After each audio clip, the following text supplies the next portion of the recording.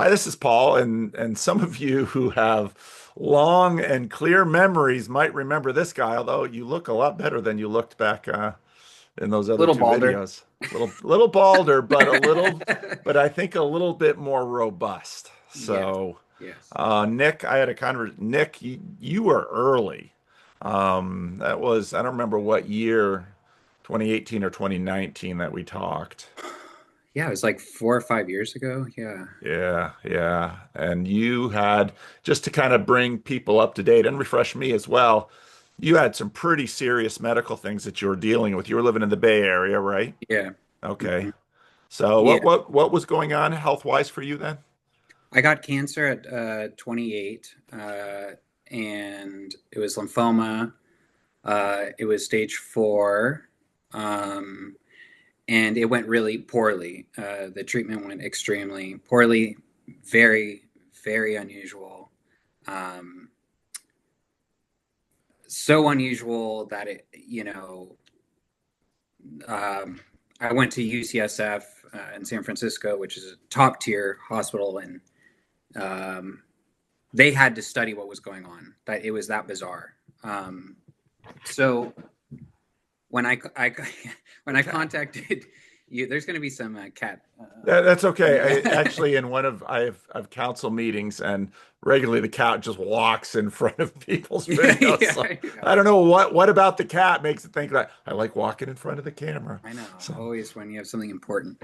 Um, well, so yeah, so I talked to you about that in the early videos, and I developed a seizure condition from the chemotherapy, and then I almost died during the chemotherapy, and I'm cancer free, thank God. Like that, it worked, but it almost took me out the treatment itself.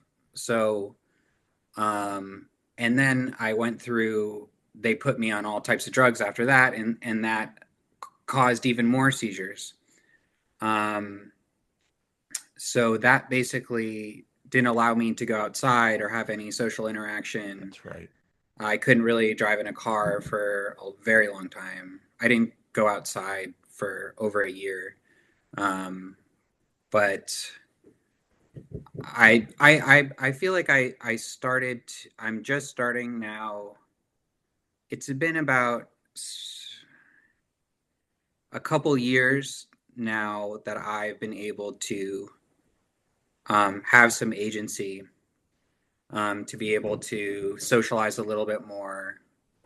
Um, but that was how many years is that? It was Yeah. about 6 years um, in isolation, I would Wow. say.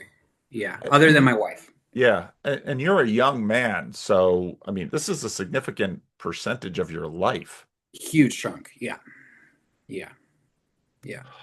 Now, I didn't review our first conversation, so Mm. I'm working just from recollection. You had some experiences or Yeah, yeah, yeah.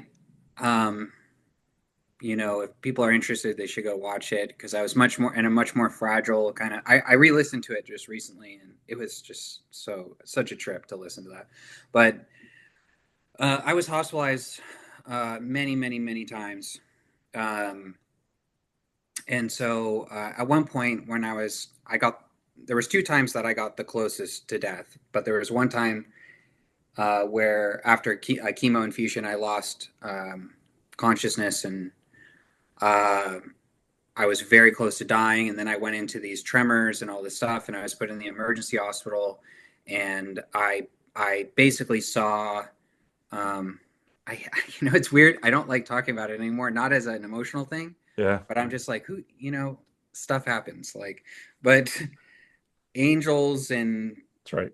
there was sightings of demons and angels, and not um, they were not somewhere else. They Yeah. were tied with the physical world, and so that kind of led me. um I always believed in God. I've never had an atheist phase. I have no interest, but this led me into complete kind of catastrophic fear, that I was being taken down to hell, and that I was saved by this angel that came in the image of a group of That's right. Indians Yep. on these beautiful horses, with a torch. Yep.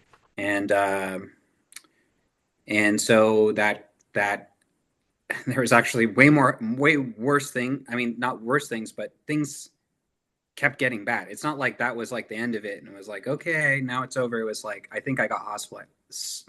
I was hospitalized 7 more times after that.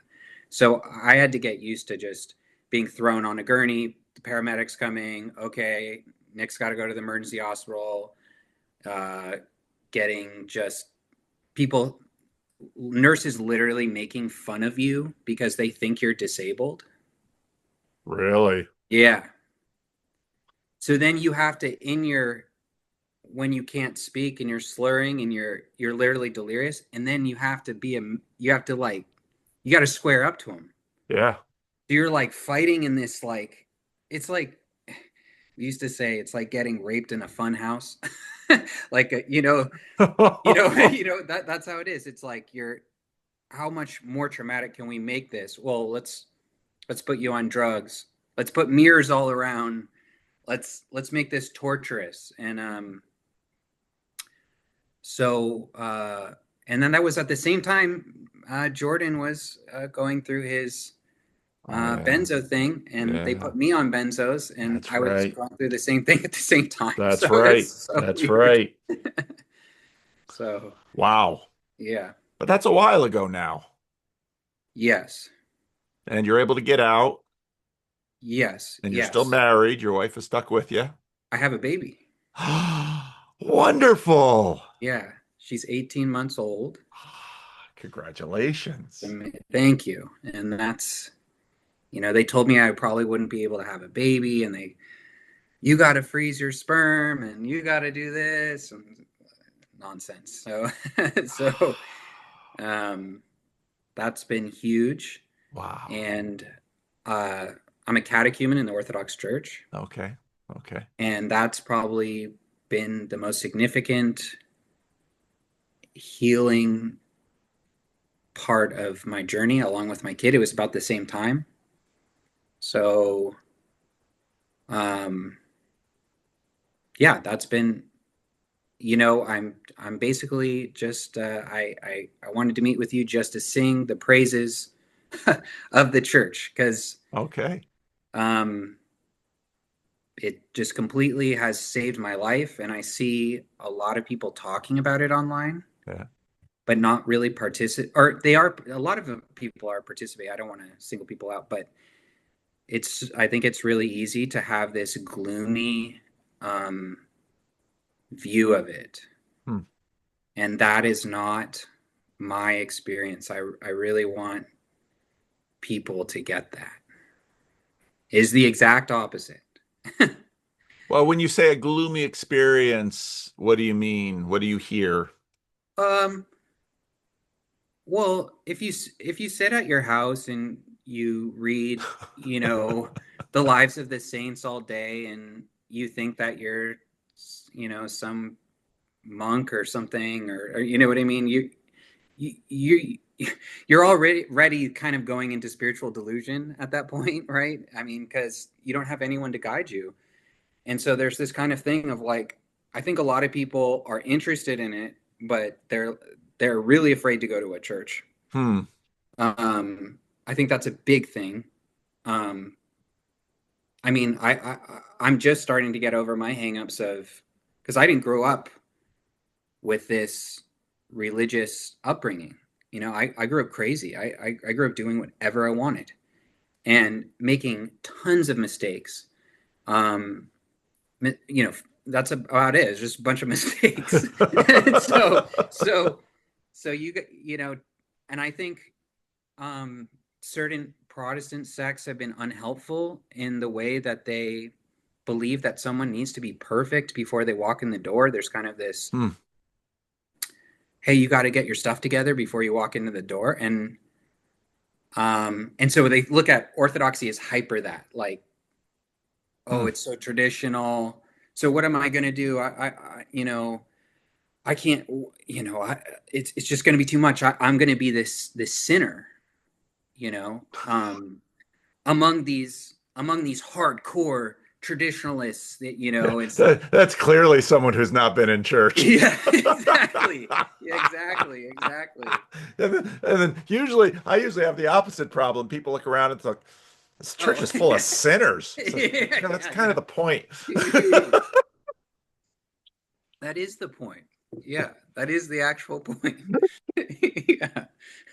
You know, I'm not good enough to go to church. It's like, you've but clearly it's never been in church. but it's really easy because especially with the isolation Mm, and the vices that people do alone, there's so many vices to fill you up. Like you mm, can just sit at your house and get delivery food and smoke weed all day and look at pornography and uh, waste all your time and those things they trap you even on the outside because they make you so ashamed, that mm. walking into an Orthodox church, it's like, well, I mean, those guys are scary, like they got big beards and you know, they're super hardcore, whoa, da, da. And so I'm always surprised, like people have, I was talking to my friend who's a huge metalhead, and we used to listen to, death metal and all this stuff together, and he's hardcore into that stuff, and he's like, so you probably you're not allowed to listen to that anymore, so like, I'm not allowed. I go, I've never had like my priest has never been like, hey, are you listening to death metal? That you got to cut that out. It's just that I don't want to listen to death metal anymore because I keep going to church and I keep finding something better. Yeah, yeah. So I think the transformation aspect is so amazing. It's so incredible.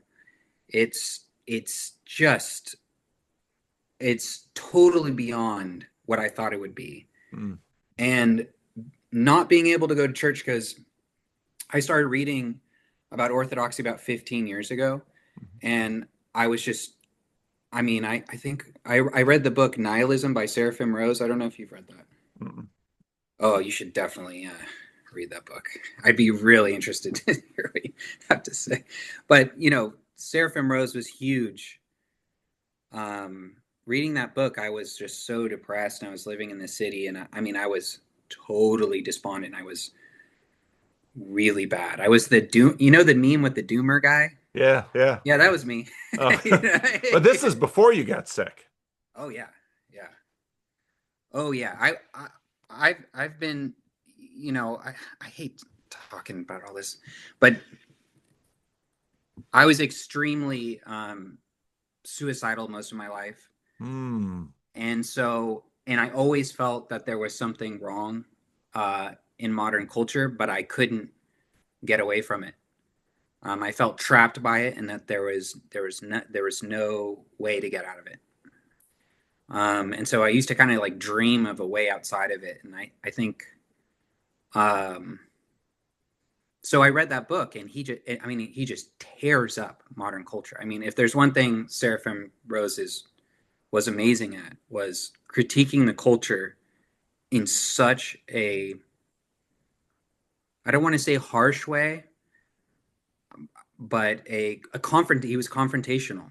I mean, um, he was a monk. I mean, he had no love for the world. I mean, he actually did what most people wish they could do, but don't actually have the courage to do, and that's to leave the world and live a truly a monastic life. And so that book hit me so hard. I was like, this is so truthful. I can't even like read it. Like it's making me so uncomfortable because I know what he's saying is true.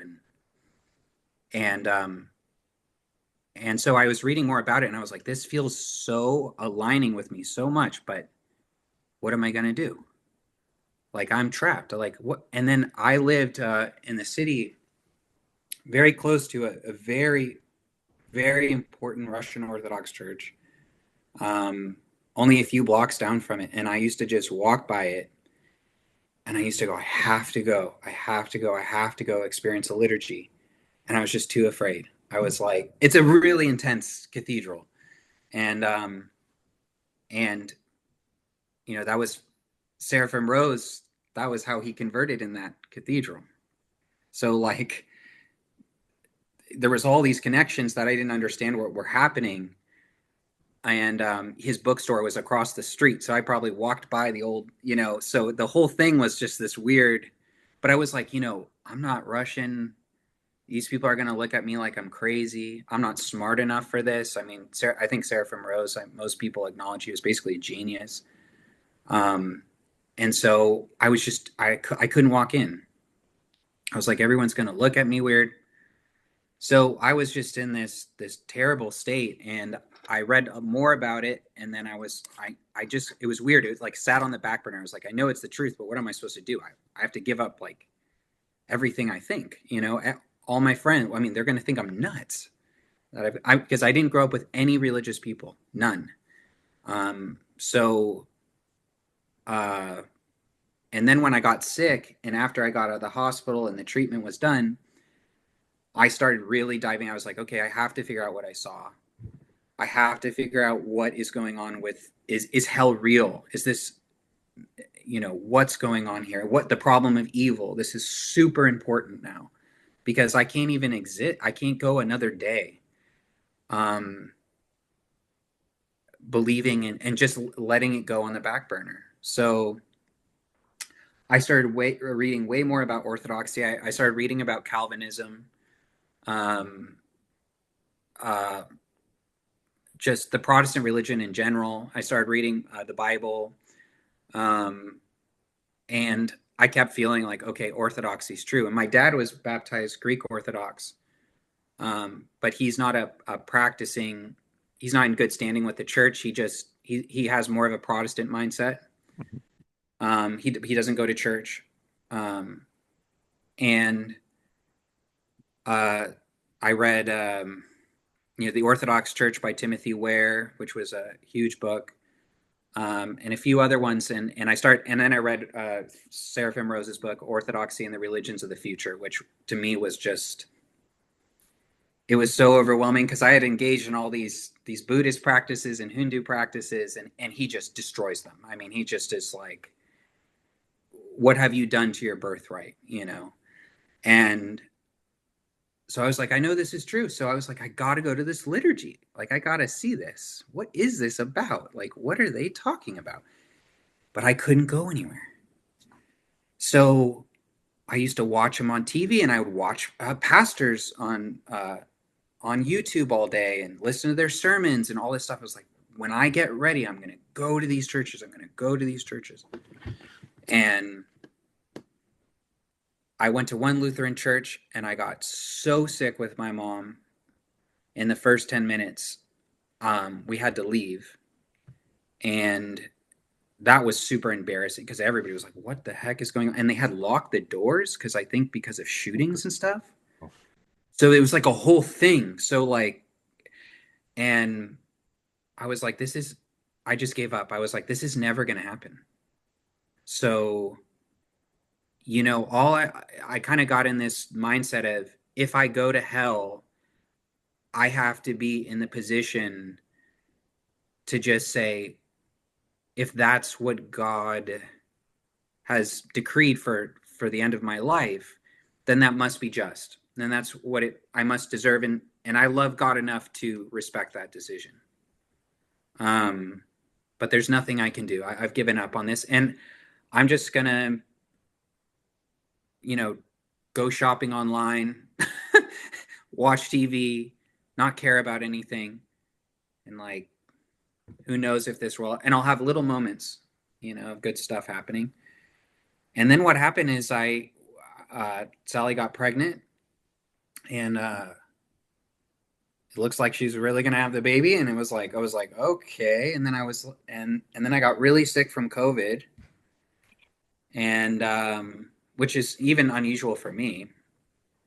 And, I got really sick. I couldn't eat for weeks. I literally could not eat. I couldn't. My throat was so swollen. So I lost like 12 pounds. I could barely drink water, and I had this kind of voice inside me, like I was just sitting there all day, and uh, it was like, you have to live up to your name, you know. And I was like, what the heck does that mean? You know, so my name's Nicholas, you know. So I'm like, what does that mean, you know? And so my middle name is Santos, you know, which means saint. Yeah. So it was like, oh, that's weird. I've never thought about that, you know? So it's like, well, I was like, there's something about Orthodoxy. It's something about Orthodoxy. Like I got to go towards it. So I told my wife, I was like, I got to go to an Orthodox church. I have to go, and I don't really care if I have a seizure. Like I have to go. And we live way farther away. We live way outside the Bay Area. We live way north in Mendocino. Okay. And Yeah, that's metal. People yeah, don't understand there are nowheres in California. California yeah, is like either urban yeah. or wilderness. Those are the two things that we have in California. Yes, yes. It's rugged out here. So it's we're in the redwoods, and there's a church in 3 hours north, and then there's the cloister church. There is a monastery in Calistoga, and then there is a actually many churches in Santa Rosa, California. Um, People don't know that really, but it's weird. Santa Rosa is kind of a hotbed of Orthodoxy. Really? Yes, and has That's been for a interesting. while. Huh. Because So of a particular immigrant group? yes, well, there was. It's a whole history. I don't know I can look a it up lot. myself. I don't want to derail you. Yeah, but there's a guy named Father Dmitri, who was a Russian immigrant, who was a very saintly figure, who was very influential in setting up uh, monasteries uh, and churches. But there's an OCA church. There's the one I attend is Bulgarian. There's a Russian Orthodox church. There is a skeet with nuns, um, and then there is a Palestinian um, Hmm. church. So there's a lot going on there. So yeah. So I was like, okay, like I got to go do this. I don't really care. And Sally was like, okay, well, you know, call me if you have to go by the side of the road, and then I'll pick you up. Because this drive is serious. It's about 2.5 hours, and California's it's a about, big state, people. It's a yeah, big state. yeah, and it's about as windy as you can Oh, possibly get. So yeah. it's a dangerous drive. Yeah. And so but I got a hotel room, like that. I was very committed. and um and so I was going to go with my dad, and then he kind of dropped out on Mm. me because they had an accident. And Mm. um so the next morning I was like, what am I going to do? And or no, well, first of all, I go into town, and I love bookstores, right? So I was like, oh, I want to go to a used bookstore. I'll see if there's any in Santa Rosa, and it says Orthodox Icons and Books, Oh, right? So I'm like, not. It's called Not of This World Icons. Everyone should go to their website and help huh. them. So I was like, this cannot be. I like actually believe. I was like, there's no way this has anything to do with like Eastern Orthodoxy. Like I was like, this has to be something that is I'm not Yeah. understanding. Yeah. So then I go, and it's this amazing bookstore, Huh. you know, run by a guy from our church named Daniel, who's just a wonderful, wonderful person. And there's a whole story behind the bookstore. It's been there for many, many years, and it's covered in old "Death to the World" posters, and you know, just cool stuff everywhere. And I'm just amazed. I'm like, oh my god! And I haven't been out in the world really, so I'm like, so we strike up a conversation, and we had a great conversation, and he was like, well, I go to the Bulgarian one. And I was like, well, that's weird. And he was like, yeah, you should come to that one. And I was like, huh. And I was like, I don't know anything about the Bulgarians. So the next day, my stepmom has an accident that morning. So they have to go to the emergency hospital. So my dad's like, I can't come. And we were going to go to a Greek church because we're Greek. Yeah. And that's how my dad thinks. He like can't even understand that there's, Right. he's like, Right. Why would you go to a Bulgarian church? We're yeah, Greek. Come on. These things matter. yeah. So he couldn't believe they were doing the liturgy in English. I mean, that was just so shocking to him. He was like, what? Like, why? So,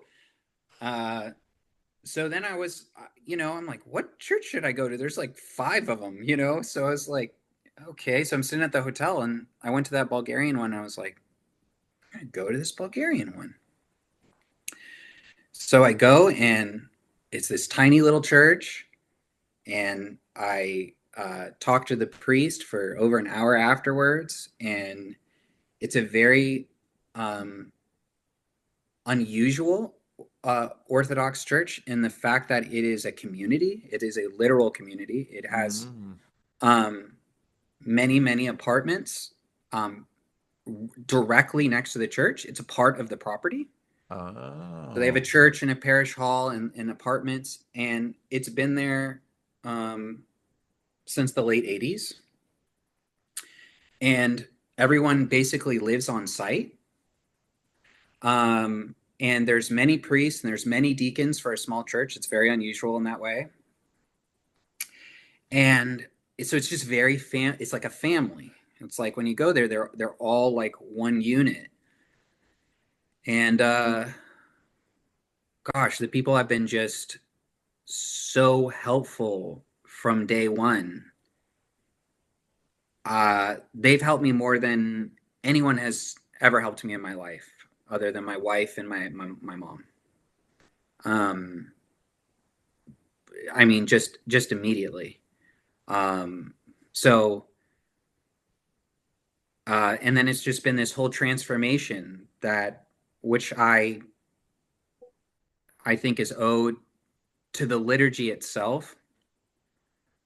I think the liturgy is, I didn't understand that before I went, that the liturgy is this incredible mystery that has this ability to heal,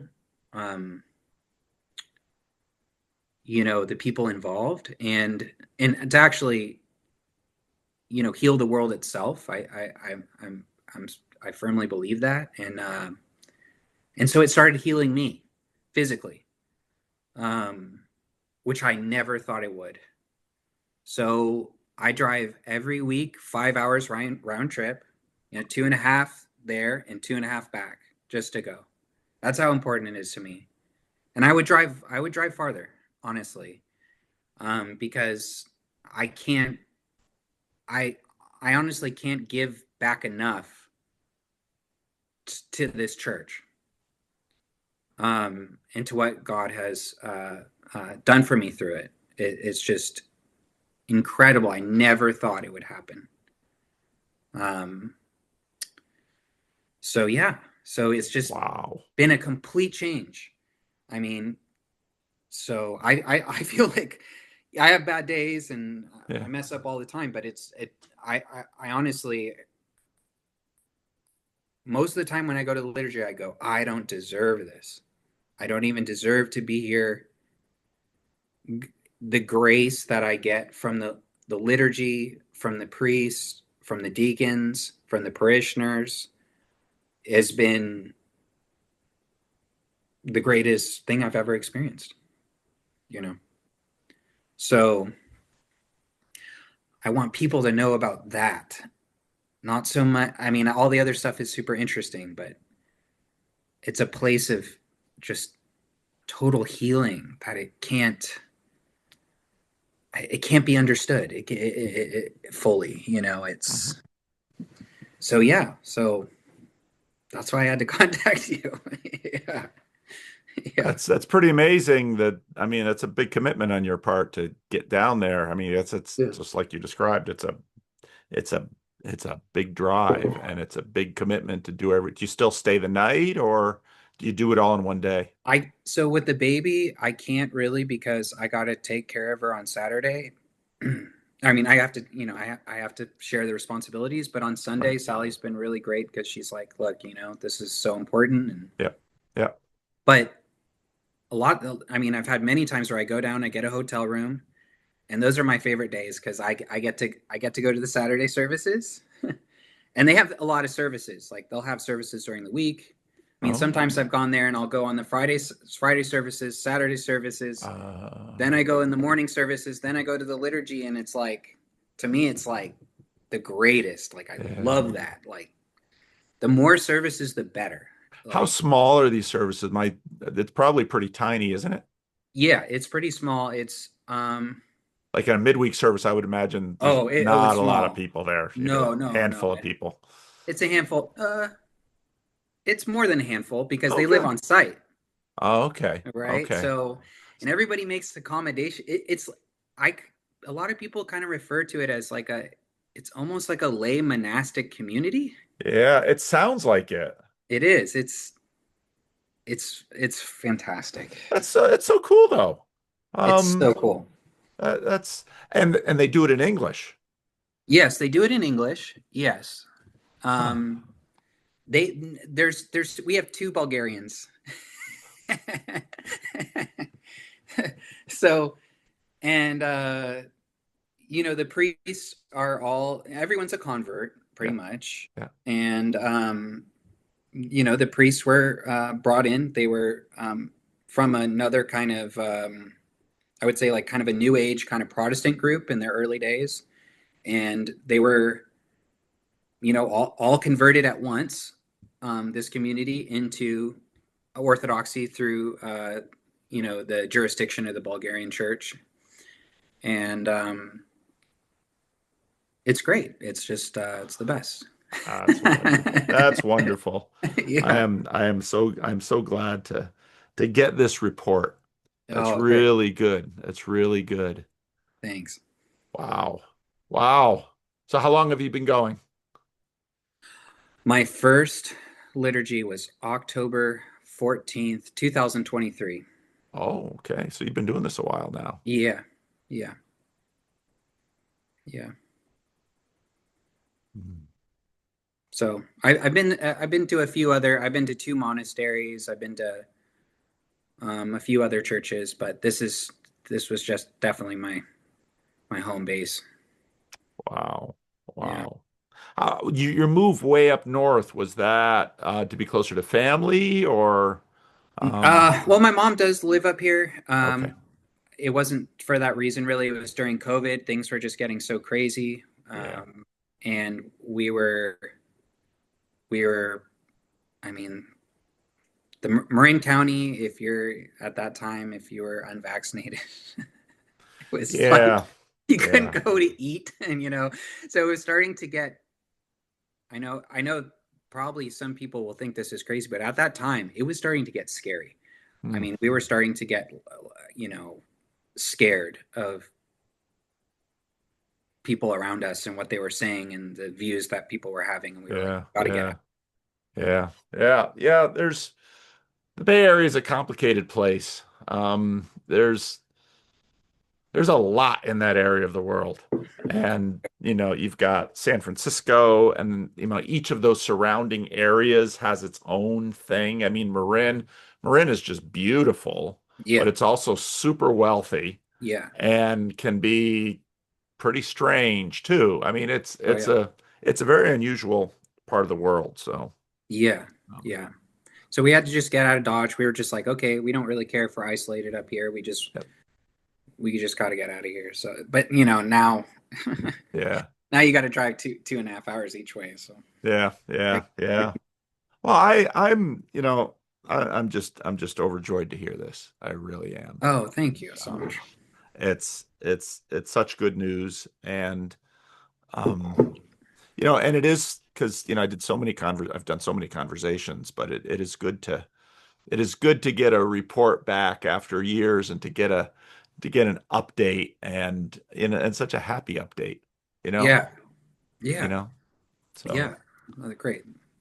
I don't know if That's there's anything more that you wanted to deliver to me, but I'm sure happy with what you've brought. Or if you have any questions or anything else you wanted to do. um,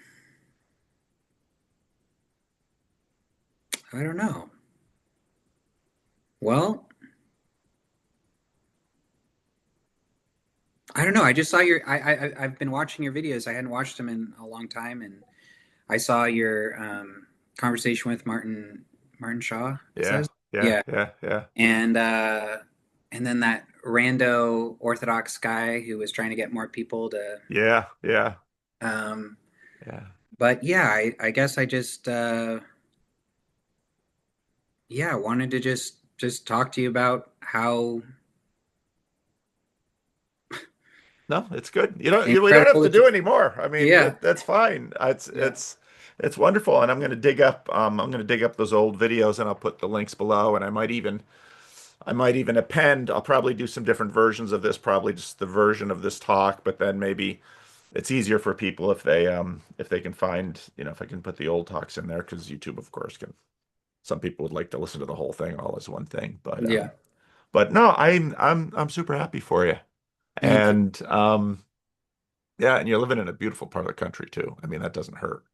Um, No, and all the priests, it's crazy. They when I first got there, I was like, oh, I live in Mendocino, and they're like, oh, we vacation there, and I was like, yeah, right. They they literally come all the time. So like, I got the deacons, like it's like all the time. They're like, hey, we're here, and I'm like, oh, this is great. oh, that's wonderful. So, but yeah, the you're probably so familiar with this because you've been a Christian your whole life, but the transformation is so shocking to me that it's real.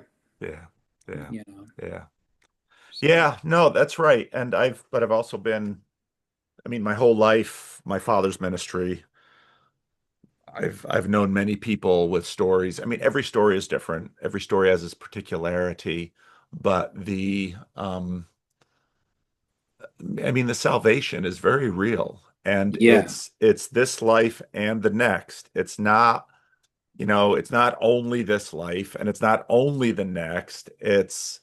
yeah, It's and I've seen that again and again, and I don't. Yeah, yeah. So I'm just because I remember our talks before. I mean, you were very much a seeker and you were looking for something. yeah, And it sounds like you've really found, very much what you need. And like all such stories, I mean, your story is just full of particularities. You mean just in terms of even your father, raised Greek Orthodox, and I mean, you real stories are strange in that there certainly are patterns, but there are always particularities too. yeah, And you realize that no human author would be creative enough or skillful enough yeah, to both integrate as much seeming chaos and randomness and yet have it actually be one whole thing that makes sense and then become a truly meaningful and yet happy story. And they'll be, hey, I'm old enough to know you'll have rough patches ahead of you. oh yeah, That is life in this world. yeah, And there are seasons in life where you just get breakthroughs and things are awesome. And then there are seasons in life that are soul crushing. And it's not that being a Christian or being a member of a particular church exempts you from the cruciformity of this world. no, The gospel never says that no, because it can't say that because Jesus, who is the center of the gospel, that is not his story. I no, mean, and so to, real stories of Christ's salvation are like this. And part of the reason I always have the posture that I have, I know some people wish I were more directive with Mm. people. And I'm not saying that there's anything wrong with being directive, because sometimes people need something very directive. And sometimes people need space to sort of futz about. And like in Yeah. your case, I nobody would have enough wisdom to help you and your story come together. I mean, that is the work of the Holy Mm. Spirit. And the Hmm. Holy Spirit is going to take, immeasurable particularity and weave that into something that will be what the Holy Spirit wants to do. Yeah. And so I love your story. And even though it's I mean, if people go into the back catalog and listen to the other parts of the story, it's funny. And part of the difficulty with stories is that people will listen to this one chapter and say, I want that story. And be like, Mm. okay, do you want stage 4 cancer? Do you want 5 years Yeah. of isolation? Yeah. Do you want near-death experiences and visions of hell? Please be careful what you ask for. If your Yeah. story is way more mundane, if your story is you were born into a good Christian home, Yeah. and you know and you've basically had a quieter, seemingly less chaotic life of blessing and difficulty, but God is working through that, don't despise that story. Yeah. Um, People can look at your story and say, that's awesome. I want that. It's like, yeah, you wouldn't want the whole thing though. I mean, you're having a sweet spot now, but I'm sure your priest and everybody in your church will tell you, yeah, life has life has wonderful patches and difficult patches. But what I also do notice is that the Lord can use those difficult patches, and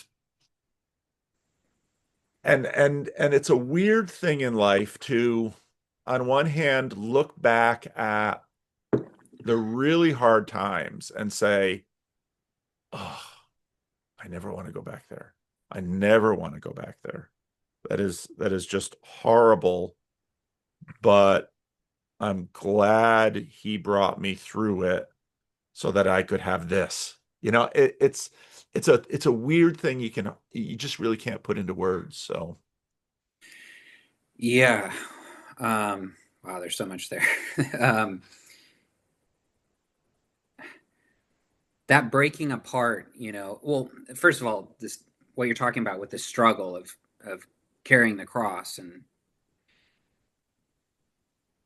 you know the priests and the people that have been teaching me and the deacon, this is very explicit in what they tell me.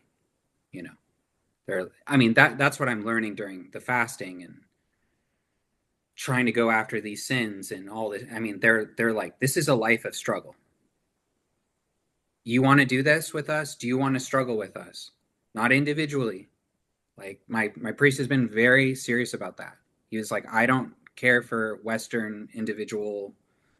You're not a hermit. This is not about your personal salvation. You are struggling with all these people in this church, in this place, under this jurisdiction, under this roof, and we're all struggling together to get to that place, and you're just going to be failing, but we're failing upwards. We're just always going back to God. We're not giving in to despair. But there's something so hard, with Orthodoxy, and I know that a lot of other Christian sects are like this, but I think Orthodoxy is pretty explicit with saying this is a life of struggle. If you're not interested, don't be involved. yeah, And yeah, that's really hard to go, yeah, bring it on. yeah, you yeah, know? yeah, But like you're yeah. saying, that process, you know, it, this it's kind of this Eucharistic kind of process of breaking everything down and then bringing it all together and then serving it up again to glorify God. you know, it's unbelievable that that's happening in us as we participate um, in the liturgical life and it just the you know Jordan Hall. I think Jordan Hall was having a conversation with Vervaeke, and they were kind of going back and forth about Buddhism versus Christianity. And I can't remember what Jordan Hall said exactly, but he was something like he talked about parish life, and he was saying parish life is this thing you guys don't have. Yeah. Yeah. You know, this is Yeah. this brings everything together, Yeah. and that process that process that you see in the Eucharist, it's happening. It's just like it's unbelievable to me that the feast after the liturgy is so essential um, to the service itself. It is, Yeah. Yeah. Yeah. you Yeah. know, everything is working in Yeah. this Yeah. incredible way. Yeah. Yeah, Yeah. Well, and that's, for Protestants, that's if you read the New Testament closely, you discover there's the Eucharist. You read First Corinthians, there's the Eucharist, and then there's this love feast. And it's like, what yeah. what's the What's what's going on because here? it's really murky in First Corinthians. You don't quite know, well, what exactly is happening here? But Yeah. that's very much it. That the so I've been to one Orthodox liturgy, and Oh, it really? was oh it was in Ireland with Paul Kingsnorth and Martin Shaw and Wow. Christian Baxter, and it was Wow. it was great. It was Romanian, so a lot of it I Okay. couldn't understand, Yeah. but I did enjoy it. But what I enjoyed most was afterwards, Yeah. where, because to me, the liturgy and the icons, that's a little strange to me, obviously, because Yeah. you know, I'm a cradle Protestant. Right. But after church, with the people and the greeting and the community, that's I'm Mm. very much at home in that, because that is true of maybe to differing degrees, but I could tell from that church that they are a family, and there Yes. they are together. And whether you're actually setting out tables and tablecloths and actually having a sit down meal, or you're just, there's some snacks and there's some food and there's some sharing and some giving. That's, here the family is together. Yeah. This is the communion of the saints. And Yes. Yes. it is not disconnected from from the liturgy and from the service and from the formal. It is part of the body life. And so I'm Yeah. not I'm not in any way surprised that, as you describe this community, that this is the kind of community that can bring you a lot of healing, and that is worth traveling a crazy distance for. So, Yes. Yes. And and yeah, go ahead. and just the providence of God, that you love used bookstores, and here's this crazy used bookstore with icons and stuff, and They you have a go in. chapel. They have a chapel in the back room. Then you go in the bookstore and you meet a guy and you're not sure which service. No, go to this church, go to that. I mean, Yeah.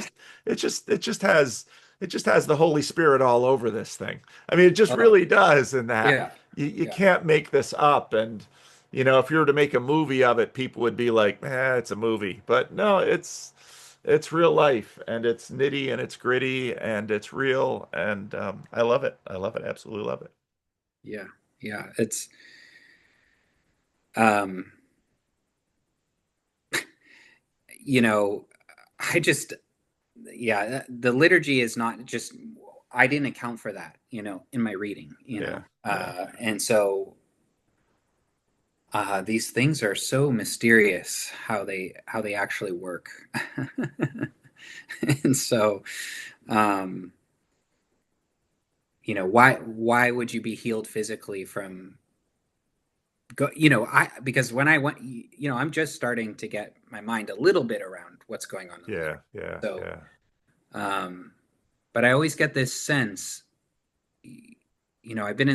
I've had this experience a lot where I'm in liturgy and I hear the censer going off, and it's ch, ch, ch. And, you bow to the censers, they sense you. And so when I hear that sound, I remember the first time I heard that sound, I said, it's like I've heard that sound, but I've never heard that sound. But I've heard Hmm. that sound, and I will hear that sound. Yeah. It was like the weirdest. You start going like, well, where are we? Yeah. You know, Yeah. are we? Is this the end? Like, where am I? Am I in the present life? Am I in heaven, Yeah. Yeah. or am I at the end of time? Yeah. Or I don't even know anymore. And Yeah. for those few seconds, those to me are so um that grace that you find just even in a few seconds, and you'll feel yourself about to cry, or you're so moved and you can't think, and you know that if you start thinking it's gonna go, you Yeah. know, you're Yeah. like, what a great thing where you start going, oh gosh, I want that more than anything, Yeah. Yeah. you know. So Yeah. that kind of addiction, I didn't understand. I didn't understand that Yeah. where you experience that grace and you're like, I have to have more of that. Yeah. Yeah. You know? I'm not surprised. I'm not surprised. I'm not surprised I'm not surprised you're being healed through this. That's what it is. That's, the leaves of the tree in the book of Revelation are for the healing of the nations. Mhm. And so I'm not surprised by any of it. Not surprised by any of it. And I'm just super happy to hear that you've got a daughter and that your marriage is and that you're, I mean, gosh, just got to give a ton of credit to your wife for, I mean, this isn't you see a lot of people on the internet complaining about their marriages and their spouses, but you know, your wife has had a cruciform journey loving and caring for you, and you know, praise God for that. That's amazing. It's amazing. Yeah. Yep. She has this story that she told me. She said, when I first met you, because we've been together since we were 14, Oh wow. so over 20 years now, and she she goes, yeah, I had, you know, she's not a real religious person. She doesn't really talk about spiritual things or anything. Yeah. She goes, yeah, when I first saw you, I said, I heard this voice and it said, you have a duty to take care of this kid. Hmm. Hmm. And she's like, and so I knew that I had to do that. I was Hmm. like, what? You Yeah. know, what does that mean? You know, Wow. it's amazing. She's incredible. And you, in the old episodes, I tell the story about her basically saving my life. So she saved my life on two occasions. So, Yeah. um, so thankful for her. And yeah, so Well, good. Well, maybe it's a good time to land the plane. yeah, Nick, it was good talking to you. Reach great out talking. again if you have more to say Yeah, sometime. And God bless you. And I pray that He continues to bless you in the ways that He is. And yeah, he's certainly, you're a young man. I trust He's probably nowhere near done with you. So, I hope so. All right, appreciate it, Paul. all right, All right, Nick, take take care. care. Bye bye.